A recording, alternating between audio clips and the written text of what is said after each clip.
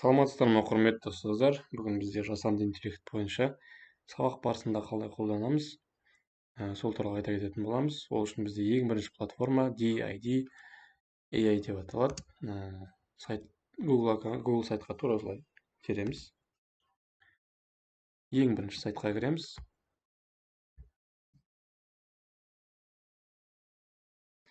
Бұл сайтта біз не істейміз? Бұл сайтта кейіпкерлерді, өзімізге керек адамды, аватарларды сөйлетуге болады. Яғни өзіміздің дайын текстімізбен. Енді сайтқа кіргеннен кейін біз тіл ауыстыра аламыз. Орысшаға қойып алсаңыздар болады, ыңғайлы болу үшін, немесе үш точканы басып, перевести кнопкасын басу арқылы тілді ауыстыруға болады.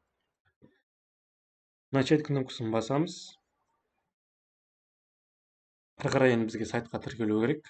Сайтқа тіркелу үшін Google аккаунтты жалғастырсақ болады. Continue with Google деген басамыз. Керекті аккаунт таңдаймыз, егер бірнеше аккаунттарыңыз болса.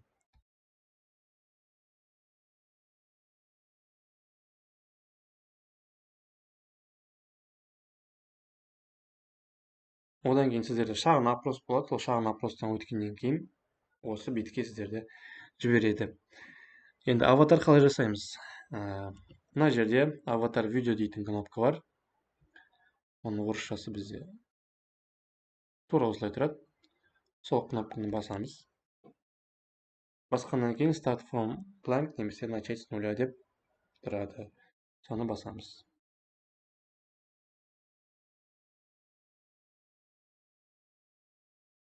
Енді бізге аватар таңдау керек. Ол үшін создать аватар кнопкасын басып, создать фотография таңдаймыз. Енді қараңыздар, бұл жерде менде дайын суреттер бар компьютерімде. Мысалға Стив Джобстың суретін алатын болсам, бізде бұл сайт оны қабылдамайды. Өйткені әлемдік танымал адамдарды блокировкаға түсіреді. Сол себептен де сіздерге мысал көрсету үшін Абай Құнанбаевтың суретін алдым. Қазір сіздерге шығу керек.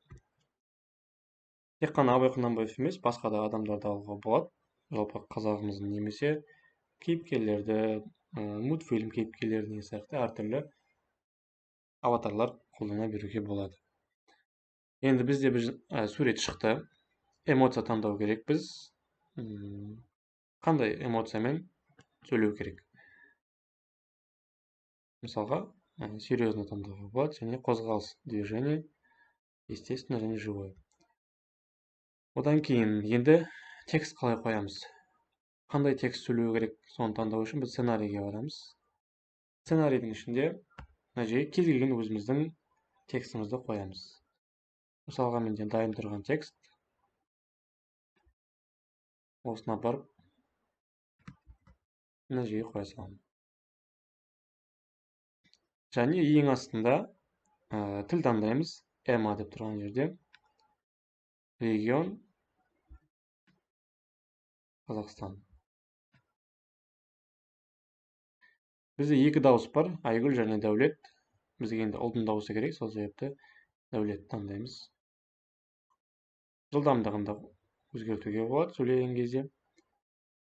Және фон өзгертуге болады. Суреттің артындағы фон, өздеріңіз фон таңдасаңыздар болады, загрузить кнопкасын басып. Немесе жай ғана бояумен бояп қойсақ та болады.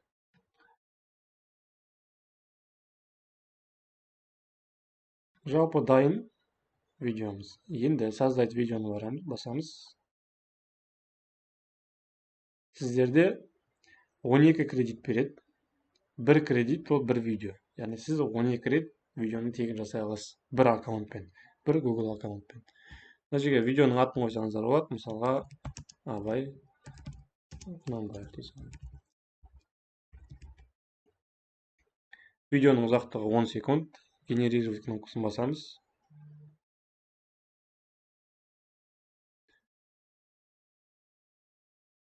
Загрузка жүреді.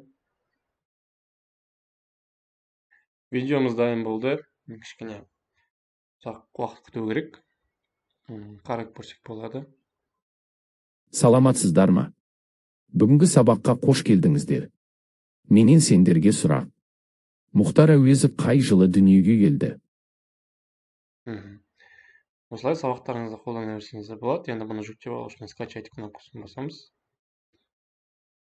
Загрузка жүреді. Саламатсыздар ма? Бүгінгі сабаққа қош келдіңіздер. Менен сендерге сұрақ. Мұхтар Әуезов қай жылы дүниеге келді? Осылай қолдана берсеңіздер болады. Назарларыңызға рахмет.